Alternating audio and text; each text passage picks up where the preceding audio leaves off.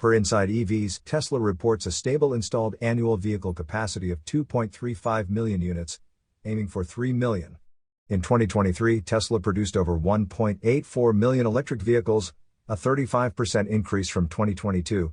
However, Q1 2024 saw a 2% decline in production, totaling 433,371 units, attributed to updates in the Model 3 production line and disruptions at Gigafactory Berlin.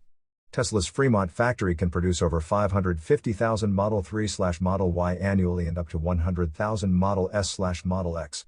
A $3.6 billion investment will expand the Nevada factory for 4680 type cell production and Tesla semi-trucks, aiming for 50,000 units per year. Giga Shanghai remains Tesla's export hub, with over 950,000 Model 3/Model Y annual production capacity.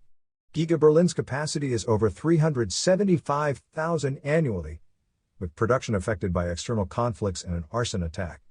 Giga Texas achieved a record Model Y production rate and started Cybertruck production in Q4 2023.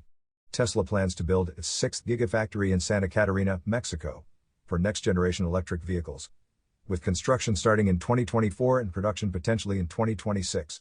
You are listening to Yuan News.